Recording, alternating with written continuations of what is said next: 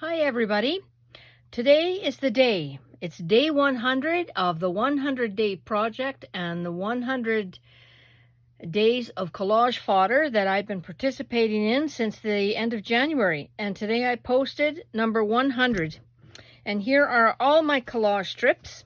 And I'm going to show you, I think the first video I did was showing you strips 1 to 77. So I've done a few single ones since, and now I'm going to show you day 78 to 100 and show you all the rest that I did to finish it up. I'm going to continue. I really enjoyed doing these strips, and I thought I would use up a lot more materials than I really have. So I still have so much. I could make a couple more hundred, but I'll also be doing some Rolos and some ink box cards. I'll be doing some of those too with the scraps. So I'll never stop collaging. I mean, collaging, I love it. I do have some painting projects on the go that I'll show you, but for most of it, it's going to be quick and easy things that I can get accomplished in an evening. Now, somebody wanted to know what I look like, and so this is me. This is a tag I made for our one of our jelly crops that we had, and we printed our masks and then wore them. So those masks are great to print on if you haven't done so yet. So this is me. I thought I would show you my tag. It's funny. Okay, so here are all my cards. Here they are. All my cards, all my strips, my collage strips. There is 100 strips right there. These are amazing. Oops, there's number 100.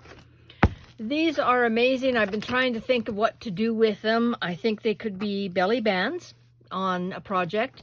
I'm going to be taking some of my favorites and getting some 12 by 12 sheets printed. So there should be, I think, 5 on a page. Yeah, because they're about 2 1/4 in width, and there might be some gaps in between, so I'm not sure. I'll probably add some script in between. I'm not sure yet, but I do want to do that because I have an Art Fest weekend coming up, a virtual crop, and I would like to do some take and makes that use the paper, my collage strips. So I think that's the best way to get a lot of strips out there. So okay, let me show you. Where is 77? Where did we end off? This one would have been the last one I did. So we'll begin with 78. Let me just get these out of the way. Okay. So here was 78, and this came together. I remember this one. This one came together so darn quick. Maybe I should do this. Get these out of the way so I don't. Right now I have them all in order. I'll also be gifting some. Some of you have left some wonderful comments on my Instagram, and I think I'm going to be sharing a few of these with you. The backgrounds here just kind of came together. There wasn't any thought in it. There's a bit of washi tape in there, and I had a bird close by. I had this extra piece here from a project, from a journal page, and the butterfly. I have that stamp, and I've had that forever. So it just kind of came together very, very simple. All right, and this would be 79. This one I liked. I had this purple image. I think it was one of those Tim Holtz collections. With a butterfly, and of course the Tim Holtz tissue had a piece of that. You know, I go reaching through the bin and something, because I have glue on my fingers, and it sticks to me, so I'm going to use it. There it is. And the background was a faux postcard, and it had a little postage stamp on there. So I thought with the red there, I'd red there, and I don't know what that word means, howda, but that was from one of my dictionary pages, so I used it. And another butterfly. I wasn't going to fight it anymore. I know I have lots of birds and a lot of butterflies, so I'm just going to use them up. And this was another one that came together quickly in the background. And then I had a big selection of magazine articles and advertisements that I had pulled out, and I came across those in one of the totes. And there's a die-cut flower, mushrooms, the vellum mushrooms I have. And so I started, I think, the next few using magazine articles, and they have great imagery, great somebody else's art, of course, but And the words, I like the words too. This one was interesting and just an odd collection. I liked her with the bird on her head. She was neat. So you can see when I tilt it, this the shiny bits that came from the magazine. But when you photocopy these, you don't know it. And again, some more newspaper from the Chinese newspapers that I have that I can get locally. And here I used an eco print, as well as this is some of my jelly print in the background with the Semitic writing on it. And this was an interesting little image. I thought I saved that to use on the end somewhere. Of course, to fill in, if I'm not sure, I'll just go ahead and dig out my stripy washi tape or polka dots. And there is another crow. I love crows. Oh, and I see his leg is bending up, so I better fix him. And here I just used the entire word art journaling from the magazine. And this fella here, I think I did an actual, yeah, I did a video on that one, how I put that together, I think. Very interesting. That was 83. This is 84. I don't know why, but at the last minute, you see the shine? I put a little rabbit sticker on there. I thought it was cute. In our ATC group, we encourage each other to use plenty of layers and not just a flimsy piece of paper with a sticker on it. So when I use a sticker on it like that, it just kind of amuses me. And there's some more of that German measuring tape I was glad to get. This is number 85. Little bird hunkering down in the corner. This one's kind of earthy. I had some more prints that I used and another collage from the magazine. And I really love that splash of red in there. I like that. Yeah, so this is a good one if you wanted to, you know, cut up this part and it's in the details. That could be used. This could be used. So I enjoy that when there's so many other uses for just a whole strip. You can cut it up easy enough.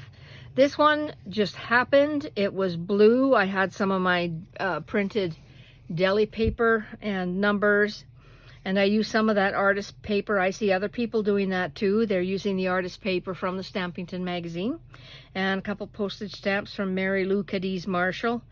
And I needed a word or something. There was just a bit of an open spot there. And I just happened to be flipping through and there it was, the word charming. It just happened. Kismet. Fate. And this one I had a sheet of Art Chick Studio owls and I love them and I wanted to cut them up. Didn't know how to use them, so I just tried to keep in mind that I can cut this little piece out later, and it's got little bug paper in the back, and I can cut this one out. This one says nature with a little owl.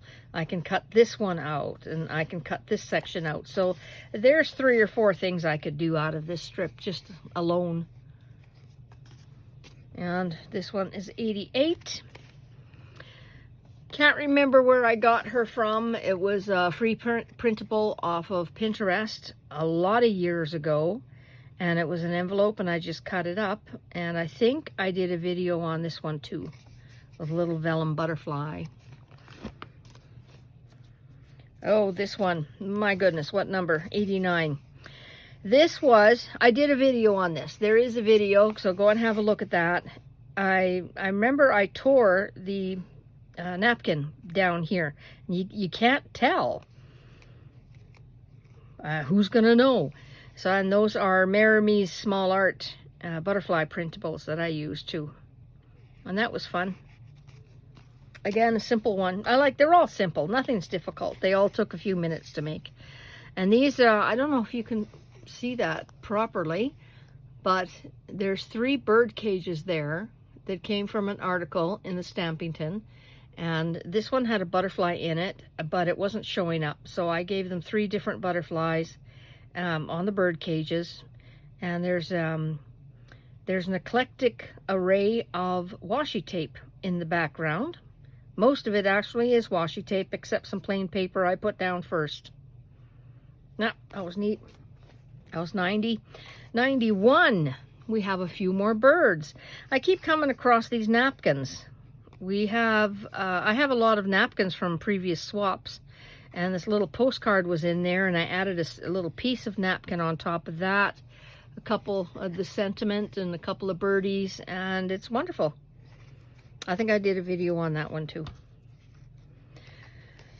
This one, I don't know what happened to this one. This one got this one got away from me. It's interesting, not my favorite, but it's interesting. I've got washi tape in the back. I've got some embossed and stained paper that I made from another project, and I have these cutouts from the magazine.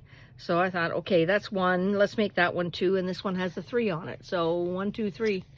And it's a little weird. It's too busy. It needs to be toned down. But again, if I cut out the elements, this is going to be just fine the way it is.